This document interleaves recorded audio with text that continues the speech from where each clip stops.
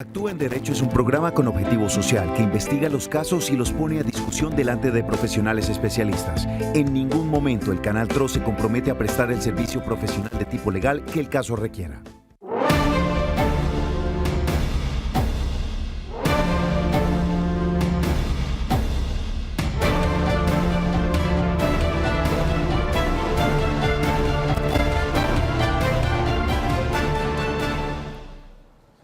Hola, ¿qué tal? Un cordial saludo. Bienvenidos a Actúa en Derecho. Después de las noticias, iniciamos con el programa jurídico del Canal TRO, dedicado, por supuesto, a ustedes, a la comunidad, para atender esas diferentes situaciones donde seguramente van a requerir la ayuda de un especialista en Derecho.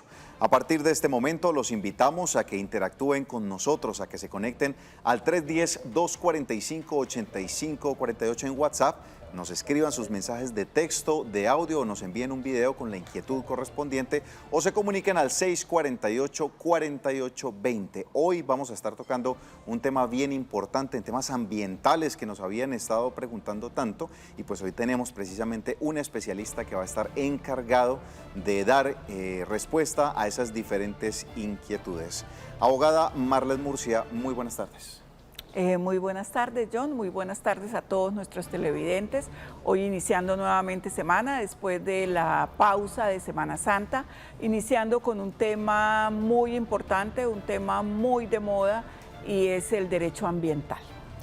Pues vamos a colocar en contexto un caso que nos ha enviado un televidente acerca de una situación que se está presentando y que requiere la ayuda de un especialista de Actúa en Derecho.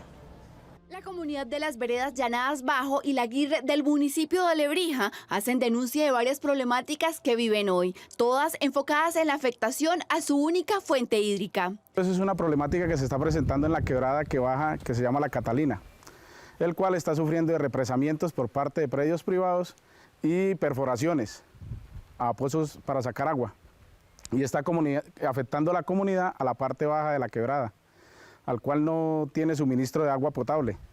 Y al hacer estos represamientos, en épocas de verano no hay suficiente agua para abastecer a esta gente. Bueno, pues ahí estaba la situación que nos enviaba nuestro televidente. Y pues para eso hemos invitado a un abogado, Elber Panqueva. Él es especialista precisamente en este tipo de temas ambientales, a quien le damos la bienvenida. Abogado, bienvenido. Bueno, muy buenas tardes, don Jairo. Muchas gracias, doctora. Muchas gracias por la invitación. Y un saludo muy especial a todos los televidentes y pues dichoso de estar acá hablando precisamente de derecho ambiental y máxime cuando se trata de poderle colaborar a la comunidad en la solución de las diferentes problemáticas ambientales. Bueno, abogado, empecemos analizando un poco lo que nos comentaba el televidente acerca de la contaminación de esta fuente hídrica a partir de unas excavaciones que se vienen realizando. ¿Cómo se empiezan analizando estas temáticas? ¿El derecho ambiental en qué momento se empieza a aplicar? Bueno, aquí es muy importante, primero que todo, contextualizar un poco cómo se desarrollan las problemáticas ambientales. Y en esto tenemos que decir que la principal función de las autoridades ambientales es la administración y gestión de los recursos naturales renovables y del medio ambiente. Digamos que ya en ese contexto lo que tenemos que empezar a mirar es cualquier tipo de proyecto, de obra, actividad que esté afectando alguno de estos recursos. Ya puede ser los recursos naturales renovables, puede ser el recurso suelo, el recurso aire, el recurso flora, el recurso fauna, cualquiera de los recursos naturales renovables. Ahí es donde entra la autoridad ambiental a regular, a revisar, a mirar cómo está el aprovechamiento y la administración de estos recursos naturales. Digamos que para poder analizar estos casos en el derecho ambiental es supremamente importante la relación que existe entre el abogado, el jurídico y el técnico, quien realiza la visita técnica. Generalmente es muy recomendable que los abogados, los que trabajamos en medio ambiente, no somos abogados de oficina, somos abogados más de campo, porque tenemos que ir a hacer esa adecuación típica de esos hechos en una norma jurídica, pero que tiene un componente técnico supremamente importante.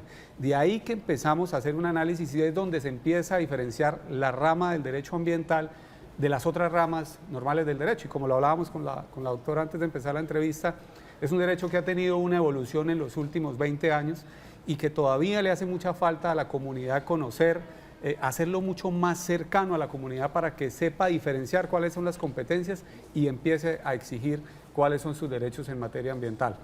Para este caso, simplemente digamos que basado en la experiencia, porque no tengo un concepto técnico, lo que En un principio estamos observando es que se está afectando el recurso suelo, se está haciendo una afectación al recurso hídrico, donde tenemos que entrar a mirar los permisos que están en materia ambiental para poder regular ese aprovechamiento de ese recurso natural, pero también sin perjuicio de las demás competencias que tienen las oficinas de planeación, por ejemplo, es una competencia supremamente importante, en municipios donde no hay curaduría, porque si no tendría la curaduría y la oficina de planeación tendría también una competencia muy importante para el control y la regulación de este tipo de actividades.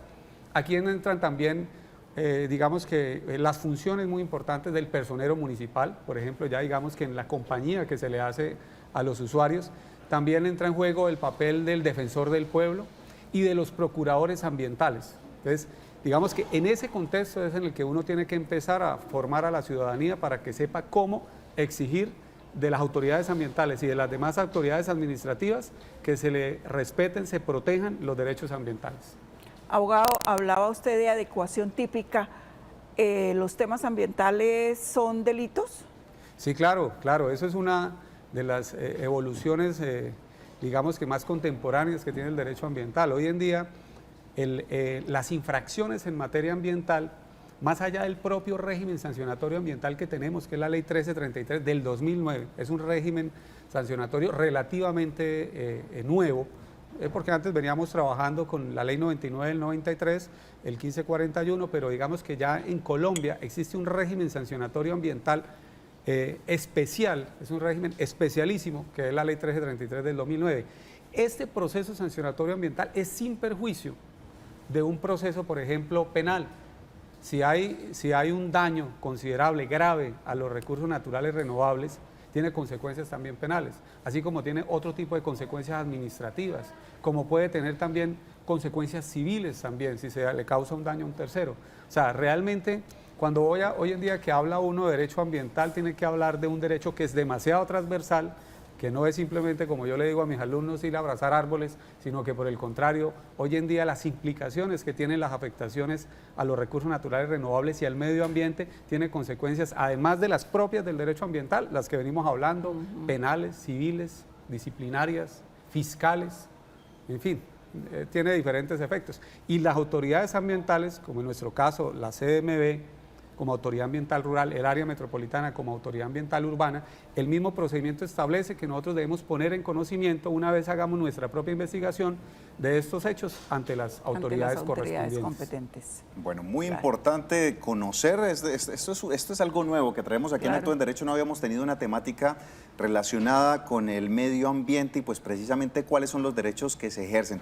Vamos a estar revisando diferentes situaciones. Tenemos una pregunta a esta hora al 648-4820 que se conecta un televidente. Señor Edgar, muy buenas tardes. ¿Cómo le podemos ayudar? Buenas tardes, gracias. Es que yo tuve una finca en el 2014 y la vendí. Y resulta que la finca me quedaron debiendo 10 millones, pero quedó hipotecada a nombre mío. Yo he querido recuperar esos 10 millones y no me los quieren pagar y ya veo que ya hace 5 años, ¿qué debo hacer para recuperar esos 10 millones? No me dejaron una letra, pero después me la enredaron y me la quitaron. No tengo ninguna otra garantía. ¿Qué debo hacer? Don Edgar, muchas gracias por haberse comunicado con nosotros. Abogada, ¿qué le podemos orientar al señor Edgar? Él tiene una hipoteca, esa es su mayor garantía. Él puede hacer el proceso, un ejecutivo hipotecario, si tiene la hipoteca a su favor, no necesita ningún otro título, no necesita una letra. Ya debe contratar un profesional del derecho para hacer efectiva la hipoteca.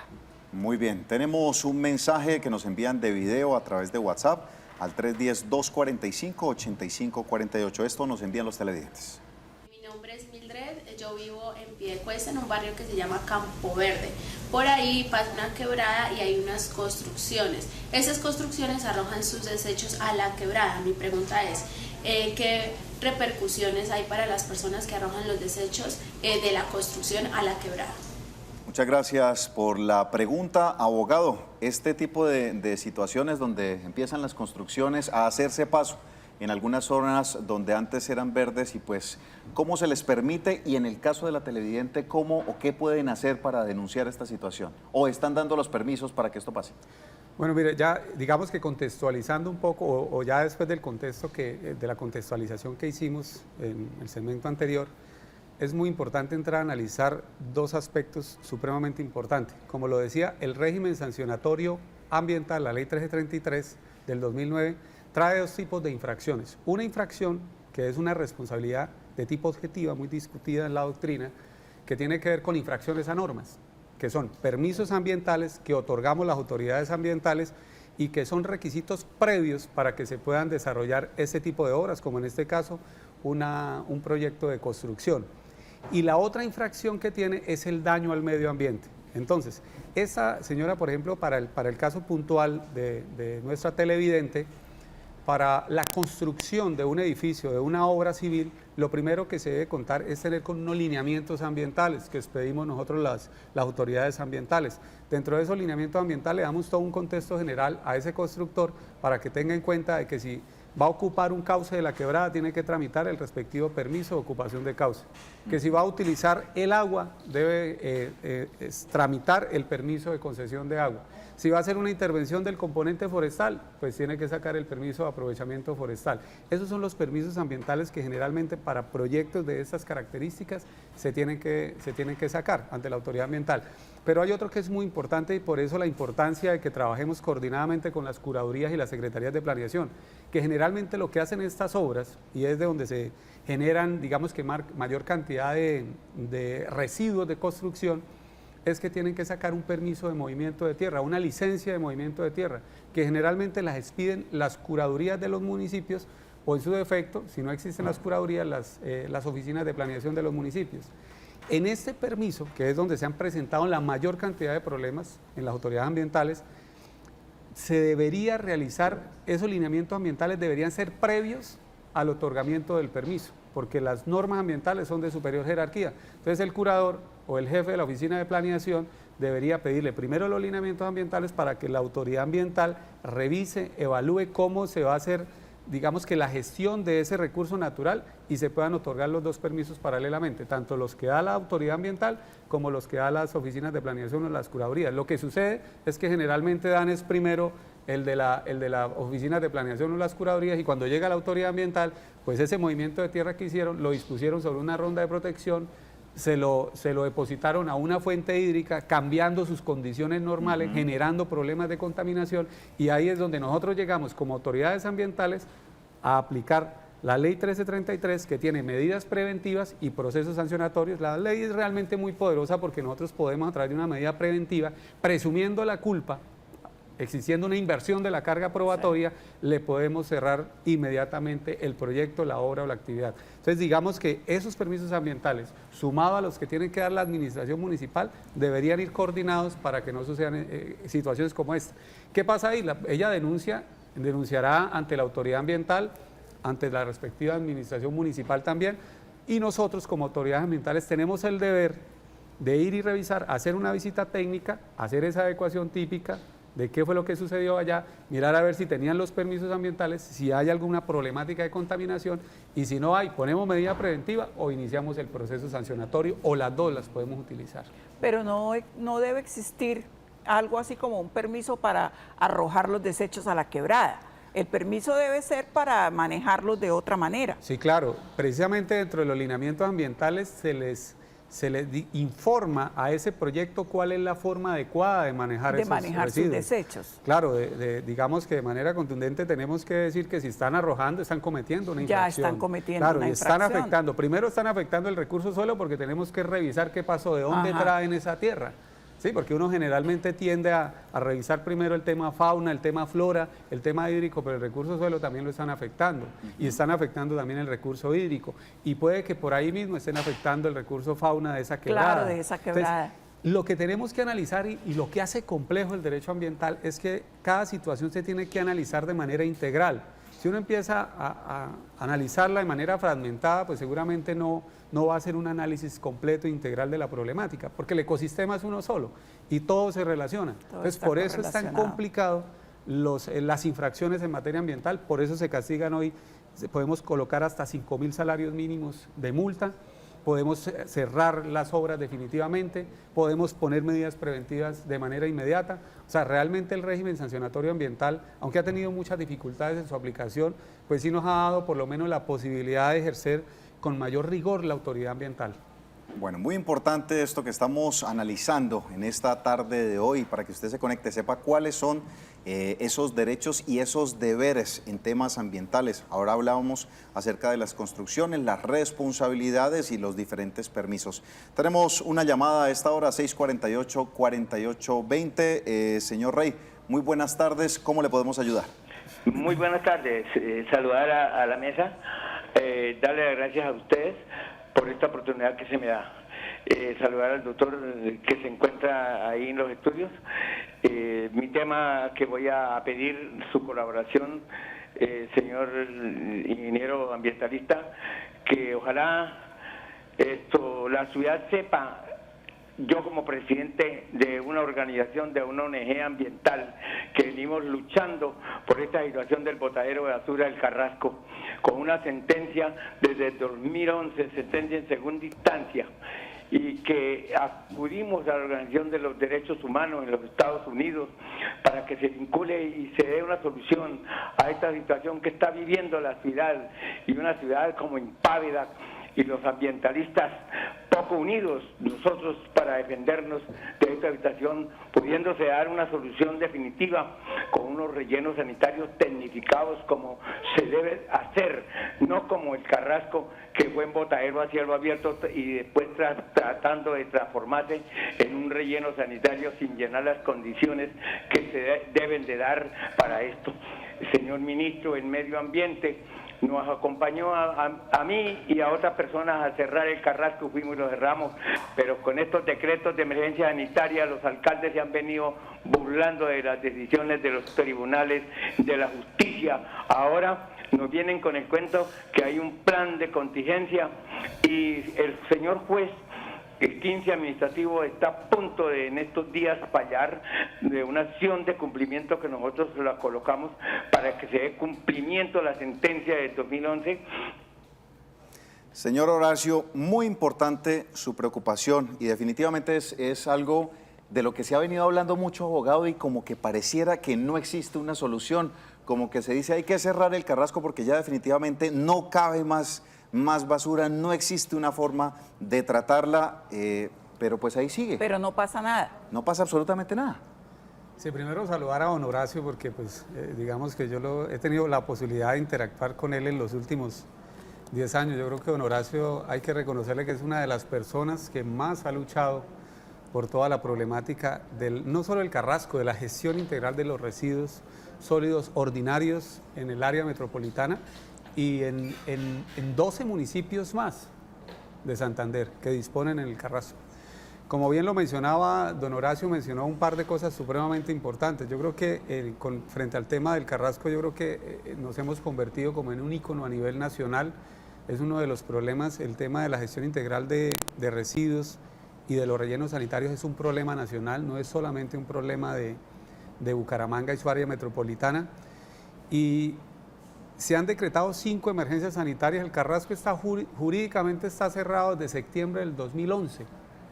Han habido ya 5 emergencias sanitarias y la problemática no se ha solucionado por temas que ya conocemos, por falta de voluntad política, falta de actitud, falta de cultura ciudadana, falta de formación ciudadana en estos temas.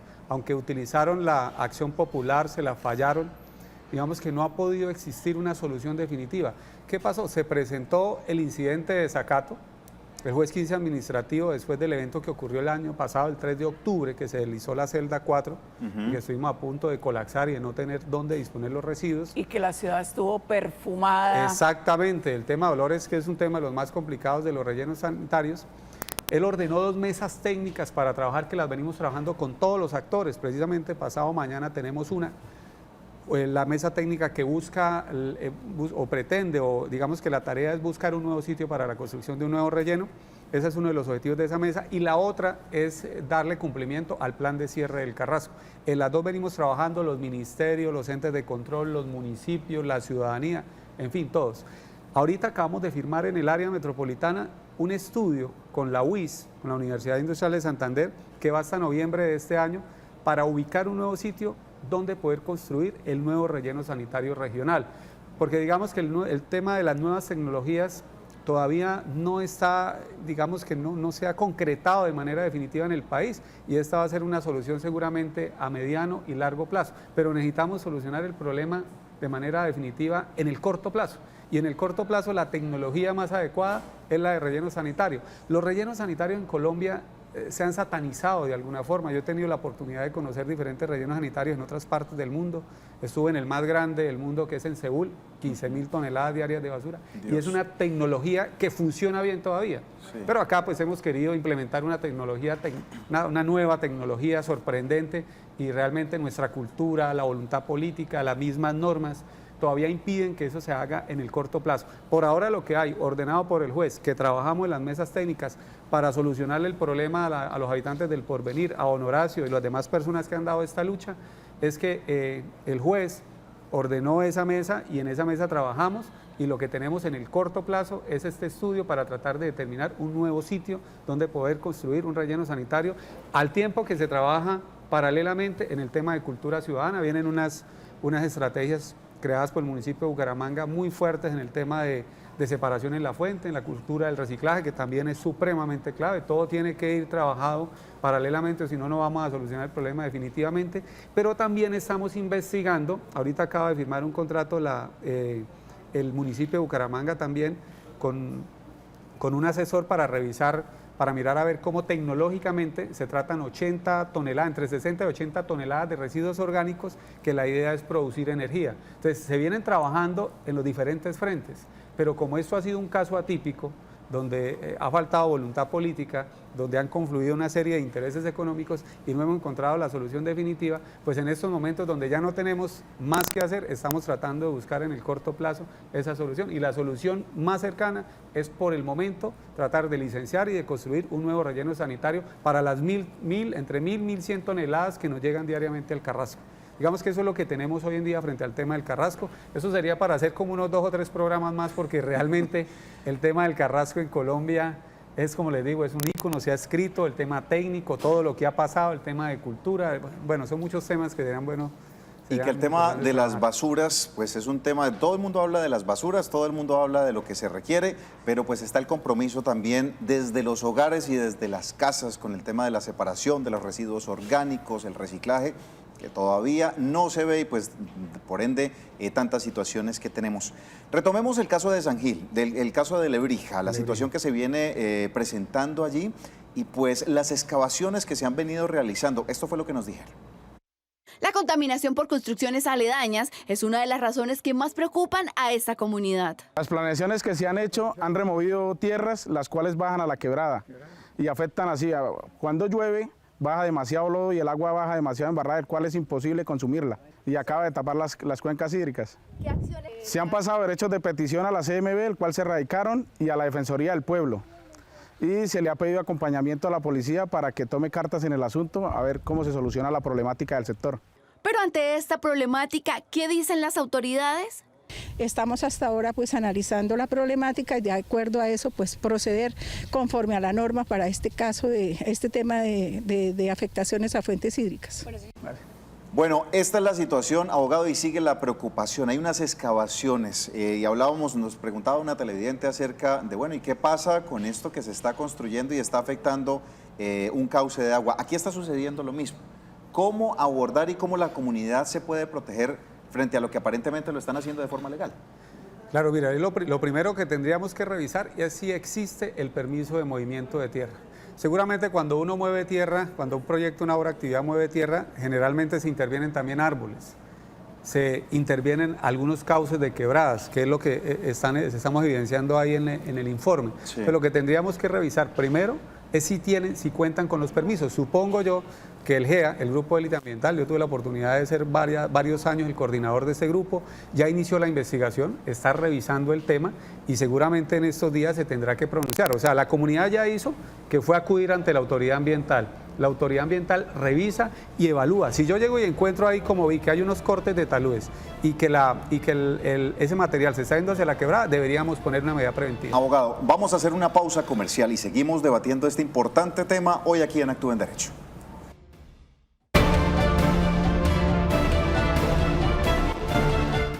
Otra de las acciones denunciadas por los habitantes es el represamiento de agua por parte de algunos de sus vecinos. Al dueño de este predio que piensa hacer caballerizas es que no se efectúen las caballerizas y se traten de mantener estas tierras quietas, por lo que se está bajando, no se reforeste más los nacimientos. Así como el mal o irresponsable uso del preciado líquido.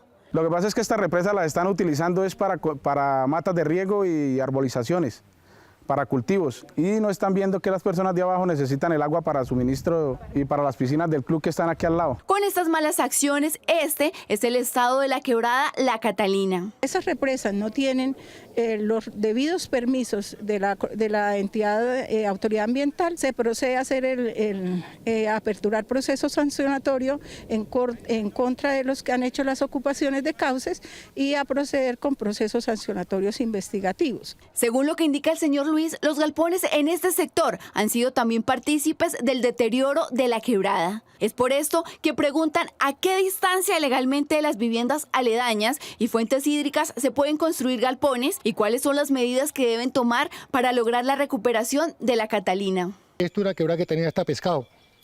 Se bañaban muy fácil, estos son bosques nativos, esto ha permanecido muy bien. Pero entonces la mayoría de gente con los que son antiguos han llegado, han cortado los árboles hasta puro relente de la quebrada y la van descarpando poco a poco y la van captando el agua porque los galpones se comen la mayoría de agua de Lebrija. Así como, si es posible, pedirle a los protagonistas de la explanación parar su objetivo. El olor, el compostaje, la gente que alrededor de la finca donde yo vivo le bota gallinaza a los árboles, eso va a contaminar la quebrada y no solamente la parte alta de la Aguirre, sino la parte baja también tiene que comerse toda esa agua. Abogado, el agua lo más importante, es lo que allí se está viendo afectado y lo hablábamos ahora. Lebrija es un municipio que en este momento tiene muchas situaciones donde el preciado líquido escasea y este tipo de acciones pareciera que van en contra precisamente del cuidado de ese preciado recurso. Sí, yo creo que lo primero que tendríamos que hacer es un análisis general de lo que sucede con Lebrija. En Lebrija el tema del recurso hídrico, del agua como tal, debería ser una prioridad para las autoridades ambientales y para la administración. Aquí digamos que existe como un común denominador en los tres hechos que estamos analizando. El primero, que se están ocupando cauces por los movimientos de tierra que se están realizando, afectando el recurso suelo y seguramente el recurso flora y el recurso fauna. Se están ocupando unos cauces de unas quebradas, se está contaminando esa quebrada, pero adicional a eso hay un tema que es supremamente clave en Lebrija, que es la regulación del otorgamiento de concesiones de agua. Como no existen acueductos, ni tampoco existe alcantarillado, entonces los fenómenos de contaminación que se dan allá son demasiado recurrentes. Lo que debía estar haciendo la autoridad ambiental, en este caso autoridad ambiental rural, es estar evaluando todas esas corrientes hídricas para saber cómo regula ese aprovechamiento del recurso. Entonces, exigirle a todos los que estén utilizando tanto las aguas superficiales, que son las de las quebradas, como en el primer caso también vi que están haciendo perforaciones. Eso quiere decir que están aprovechando aguas subterráneas, que es un tema, yo creo que igual o mayormente delicado respecto al aprovechamiento del recurso hídrico. Entonces, ¿quién tiene que entrar a regular, a revisar, a evaluar? La autoridad ambiental, para revisar a través de los PORACHE, de los PONCA, de esos instrumentos de planificación que tenemos en la autoridad ambiental, cómo se debe repartir en orden de prioridades ese recurso para esas comunidades. Si están haciendo obras, si están haciendo movimiento de tierra, pues llegarle a exigirle todos los permisos. ¿Qué está haciendo la ciudadanía ahí? Obviamente los derechos ambientales, el derecho a un ambiente sano por ser de naturaleza colectivo, garantiza que exista un principio de publicidad, de participación, y ellos están en todo el derecho de llegar a exigir sus derechos. Entonces seguramente ya hicieron ir a la autoridad ambiental, pero podrán hacer ir también al personero, al defensor del pueblo, al procurador, y si eso no funciona, pues tendrán que utilizar una acción de tutela o una acción popular en este caso por tratarse de unos derechos de naturaleza colectiva. Pero yo pienso que lo que están haciendo ahí es importante, esa participación ciudadana, exigiéndole a la autoridad ambiental que cumpla con sus obligaciones, con sus deberes. Y mire, lo que mencionábamos hace un momento, las autoridades ambientales tenemos un instrumento supremamente valioso que son las medidas preventivas.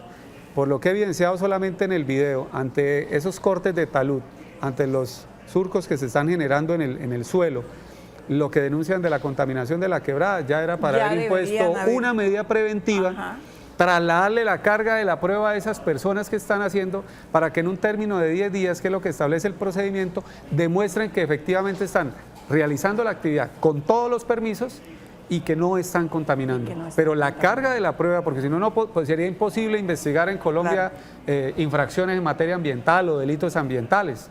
O sea, ya la comunidad hizo lo que tenía que hacer. Ahora tenemos nosotros, las entidades públicas, que nos debemos precisamente como funcionarios públicos a ellos, y más cuando son derechos de naturaleza ambiental, realizar la investigación y utilizar los instrumentos jurídicos que nos ha proporcionado la Constitución y la ley. En este caso, una medida preventiva. Y ya dentro del marco de esa medida preventiva, llamar a la comunidad, revisar quién está haciendo esas actividades y ahí en eso ya evaluar cuál va a ser la mejor decisión para tomar, siempre en defensa de los recursos naturales renovables y especialmente del agua.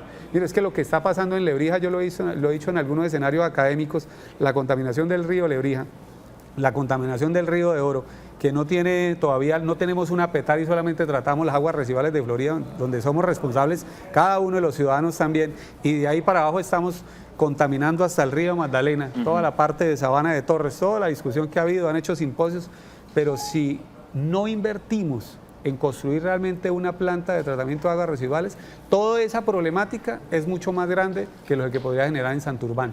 O sea, hay que pelear de manera integral por todas las problemáticas. El recurso hídrico está en un momento de crisis, estamos realmente mal.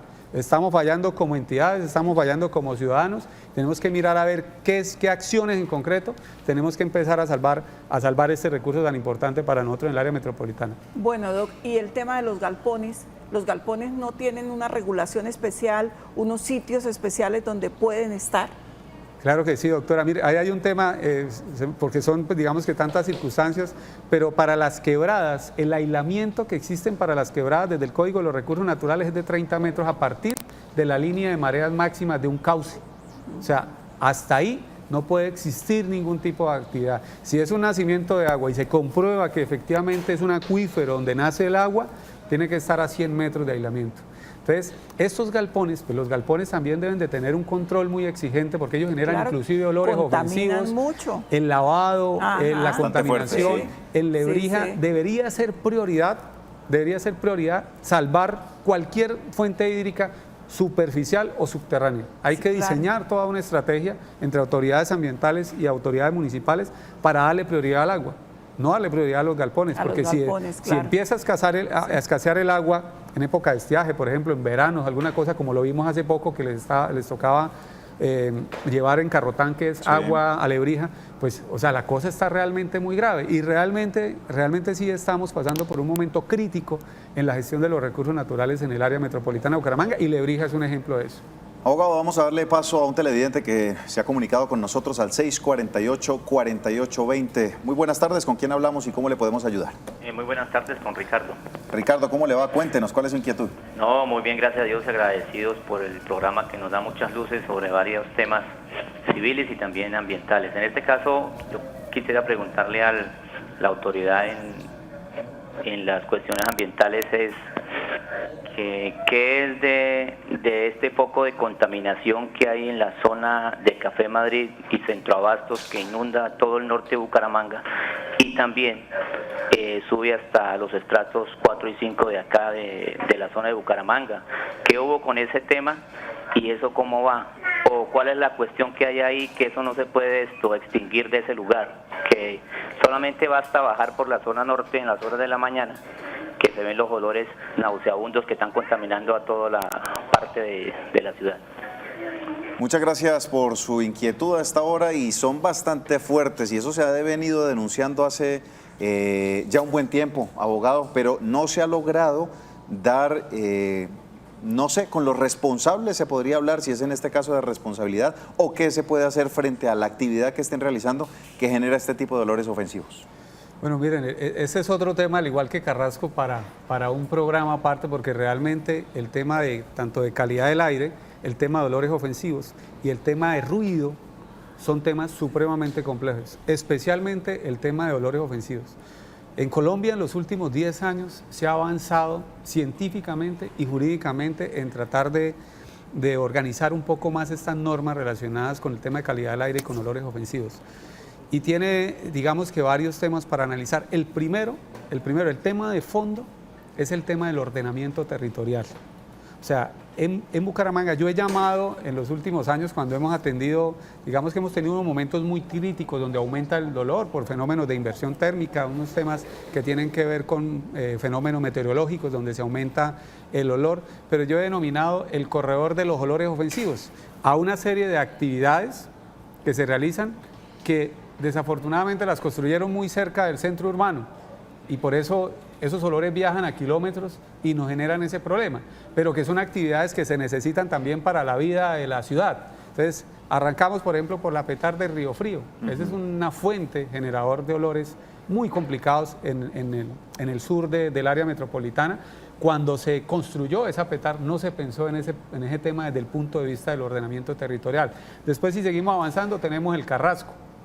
Después tenemos un problema de contaminación con el río de Oro que también genera olores. Y ahí si seguimos avanzando, tenemos entre la vía Chimitá, Café Madrid, tenemos varias actividades que han sido permitidas en los POT, que cumplen con todos los permisos, que generan olores y que también prestan un servicio importante para el tratamiento de algunos residuos. Entonces ahí están algunas empresas que trabajan con subproductos de origen animal que también generan olores ofensivos. Si yo me voy por detrásito de la Escarpa, llego también a la zona de la feria y de esa parte donde también allá sacrifican ganado menor, ganado mayor, es una problemática compleja, un tema cultural y allá también hacen vertimientos de algunos residuos que queman huesos, claro, generan también problemas. Y si ahí nos vamos para allá, también tenemos el frigorífico de Vijagual, o sea, son varias las actividades y a eso le sumamos mataderos clandestinos en toda esa parte que nosotros los venimos persiguiendo desde hace como 15 años y como fluctúan, no son tan fáciles y nos toca con operativos, con la SIJIN, con la policía, para tratar de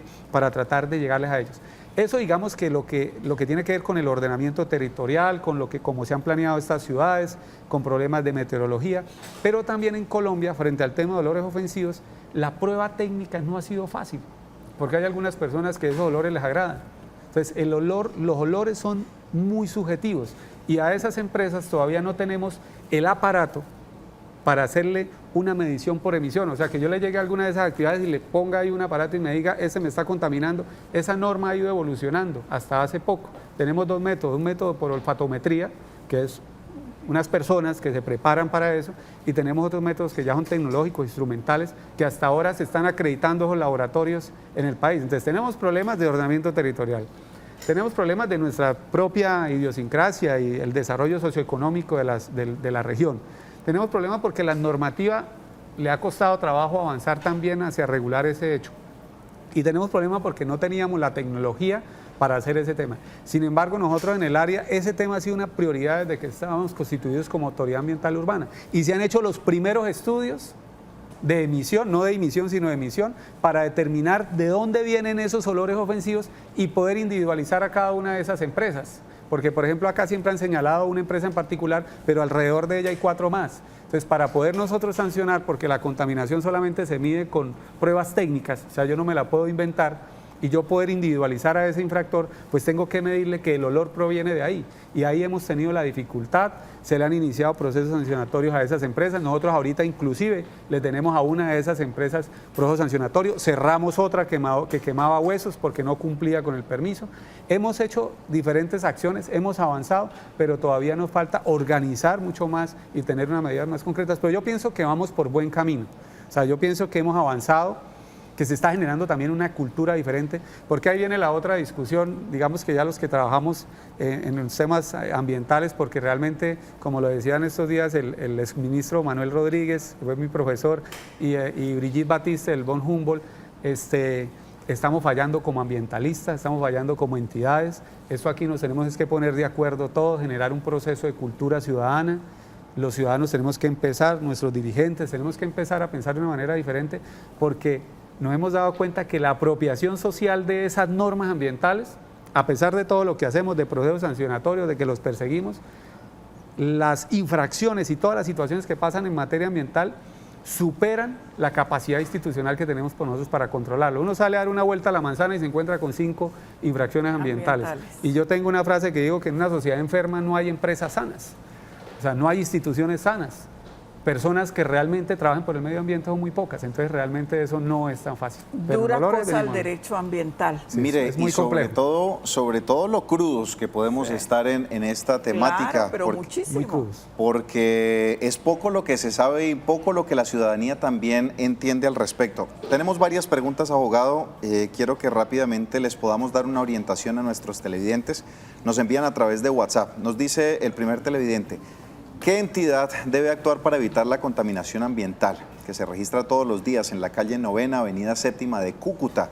Perifoneo de almacenes y carretas, tienen enfermos y estresados a quienes transitan y tienen sus negocios cercanos. Los decibeles son alarmantes. ¿A quién acudimos, abogado? Muchas gracias. Bueno, muchas gracias por la pregunta. Esta es una pregunta, digamos, o una de las problemáticas urbanas más complejas también, porque tiene que ver con el derecho a la intimidad de las personas, de que uno está en su casa y le montan la discoteca al lado, el restaurante o el carro con alto volumen. Para eso el Código de Policía sí, digamos que fortaleció esa acción, claro, de los decibeles, y digamos que lo que es ese ruido que es generado por una fuente, por un equipo, por un carro, ellos sí pueden entrar, inclusive a decomisar. Entonces, en un primer momento, la policía tiene esa competencia para restablecer esa situación y evitar que se perturbe la tranquilidad de las personas, eso es básicamente. Pero la autoridad ambiental, también cuando el ruido ya es ambiental, pero para eso tenemos que hacer los mapas de ruido, que entre otras cosas en Colombia todavía estamos fallando porque no tenemos buenos mapas de ruido acá en el área metropolitana. El mapa de ruido es determinar unas áreas fuentes para crear unos planes de descontaminación de ese ruido, porque el ruido es ambiental. Entonces, digamos que ahí confluyen las dos autoridades, tanto la autoridad de policía con base en el Código de Policía, pero también la autoridad ambiental, si es un ruido ambiental, si es un área a la que se está afectando, tenemos los sonómetros y tenemos que ir a medir, pero realmente necesitaríamos estos planes de ruido para poder planificar y gestionar mejor esa situación. Abogado, tenemos una llamada en línea 648-4820. El señor Graciano se encuentra con nosotros. Muy buenas tardes, ¿cómo le podemos ayudar? Muy buenas tardes, señores del Canal TRO. El problemita mío es el siguiente. Yo compré una finquita en una vereda de Piedecuesta, Monterrey, donde se llama la vereda, ¿no? El señor que me vendió quedó con una parte de la finca y yo quedé con la otra. Y resulta que el señor se murió y ya los herederos vendieron. Pero en la escritura que me hizo él a mí quedó que el agua quedaba para esas dos fincas. Pues dos finquitas como de 3 hectáreas, ve cada una. Entonces, ¿qué pasó? El señor ese que compró vendió un pedazo y resulta que sacó el agua de la quebradita donde es para nosotros los dos. Entonces me va afectando a mí, me está afectando porque ya no me baja casi nadie agua a mí. Entonces, ¿qué podría yo hacer en el caso? Muchas gracias por su pregunta que nos hace hasta ahora. ¿Qué le podemos decir, abogado, en este caso? Mira, eso es muy sencillo, es un tema de concesión de agua. El que tiene que entrar a regular ahí es la autoridad ambiental. Revisar, mirar a ver de quién es el titular del permiso y concesionar esa agua. Ellos hacen unos aforos, hacen una evaluación del agua, el técnico que realiza la visita. Es un procedimiento que se hace ante la autoridad ambiental y la autoridad ambiental es la que regula realmente cómo se va a utilizar esa agua. Las aguas hay públicas y privadas. Privadas realmente casi no se da porque son digamos que nacimientos de agua que nacen y mueren dentro del mismo predio, dentro de un predio privado. Las demás son aguas públicas y dentro del orden de prioridad que está para concesionar las aguas en las autoridades ambientales, el primer orden o la prioridad es para consumo humano, después para labores domésticas, después tiene que ser, por ejemplo, cuando es para el tema de riego o de animales, y ahí viene, por ejemplo, para temas recreativos. Dependiendo de esa prioridad, uno revisa el tema, exige, porque siempre que yo vaya a aprovechar el recurso en zonas rurales o subterráneas como los lavaderos de carros, siempre tengo que acudir ante la autoridad ambiental para que ella sea la que me otorgue esa concesión de agua y evalúe esa corriente y mire a ver cuánto caudal es que se puede otorgar. Bueno, Doc, pero en el caso particular del televidente, ¿qué tendría que hacer? ¿Ir a dónde? ¿Presentar una queja? ¿cómo es la manera práctica de que le resuelvan su problema? Yo creo que la manera práctica es que tiene que ir a la autoridad ambiental, o sea, por tratarse del recurso, es la CMD por ser rural. Ajá. Y ellos allá le evalúan la situación y revisan a ver si él requiere una nueva concesión o si el recurso ya está concesionado. Se tendría que revisar el caso en particular, pero el que regula esa administración del recurso en ese caso es la CMB, con una simple solicitud. Inicialmente lo que debe solicitar es mediante hacer una solicitud sencilla de una visita técnica para que le revisen la situación. Ajá. Muy bien. Sencillo. Tenemos un mensaje de audio que nos envían a través de WhatsApp, 310-245-8548. Esto es lo que nos dicen los televidentes.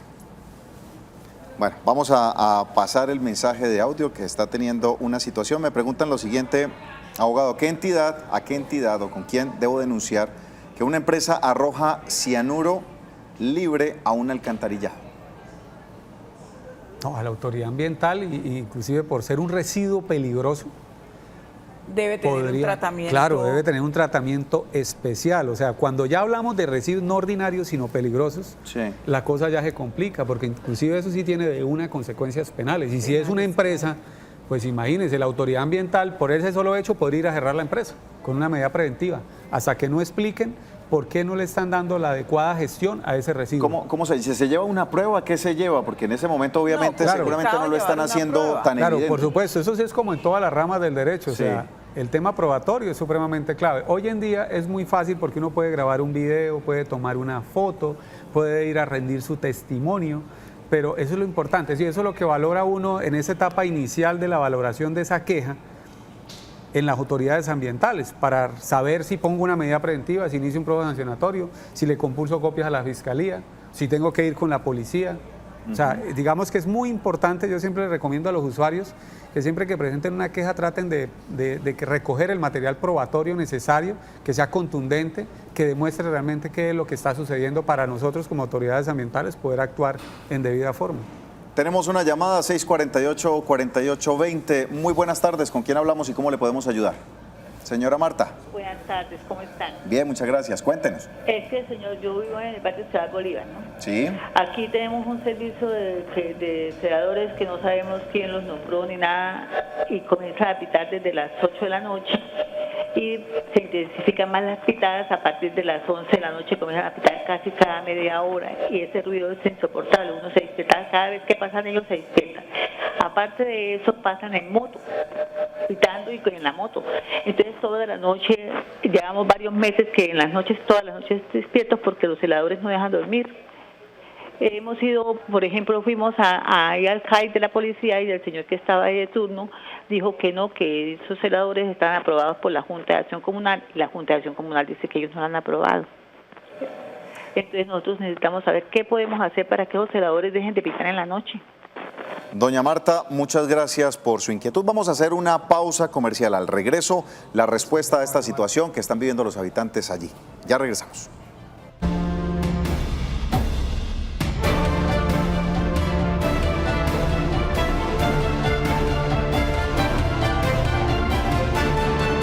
Continuamos en Actúa en Derecho, esta importante temática que estamos tocando hoy del medio ambiente. Le voy a hacer varias preguntas a propósito de la que nos hacía la señora Marta.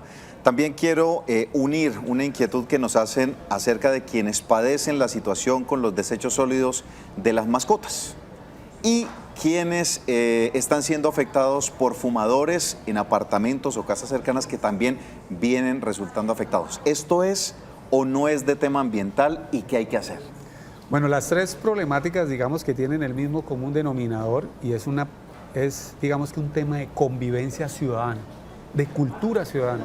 O sea, en lo que tenemos nosotros que avanzar, esas competencias ciudadanas que tenemos que formar con los niños desde la escuela, en las universidades, en los colegios, ahí, pensando en el futuro, es donde tenemos que trabajar, como han hecho los países desarrollados, con programas de cultura ciudadana a mínimo una década. O sea, esto no lo solucionamos de un día para otro, y menos en una cultura tan particular como la de nosotros.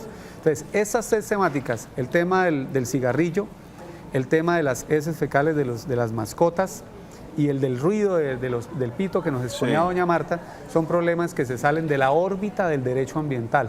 O sea, aunque parecieran, porque todo se puede relacionar con el medio ambiente, realmente son situaciones más relacionadas con la convivencia ciudadana. Y para eso tenemos nuestro código de policía que lo acabaron de modificar, que tiene todas unas capacitaciones, que se socializó. Entonces la policía ya, digamos que tiene esa formación para que el tema de las agencias fiscales pues ponga su comparendo ambiental. Que el problema que tenía el anterior comparendo ambiental era que tenían que surtir un proceso para llegar a la sanción pecuniaria, pero ahora ya se puede imponer el comparendo de una vez y se sanciona con un monto para que digamos que las personas no lo vuelvan a hacer.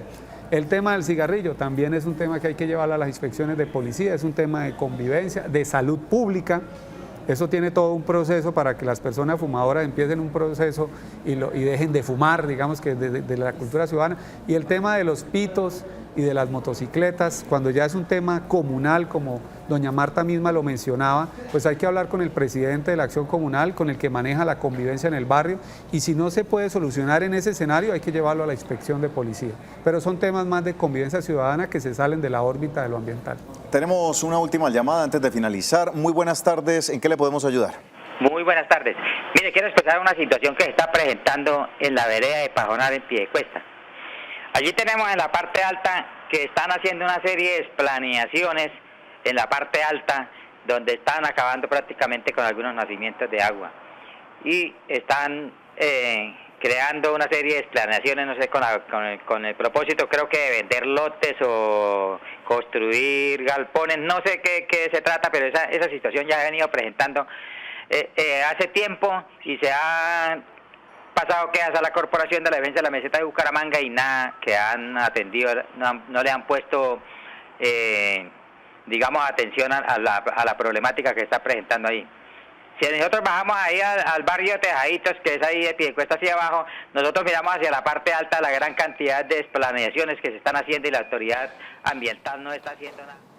Caballero, con usted se va a comunicar una periodista de Actúa en Derecho para que revise esta situación. Volvamos a tener nuevamente aquí al abogado y analicemos estas importantes temáticas a las que hemos estado tratando hoy. Abogado, muchas gracias, abogada, por haber estado participando con nosotros en Actúa en Derecho. Se nos ha acabado el tiempo, pero vamos a tener una nueva temática para seguir tratando estos importantes temas. Los dejamos en la buena compañía de DJ TV. Bendiciones, feliz tarde.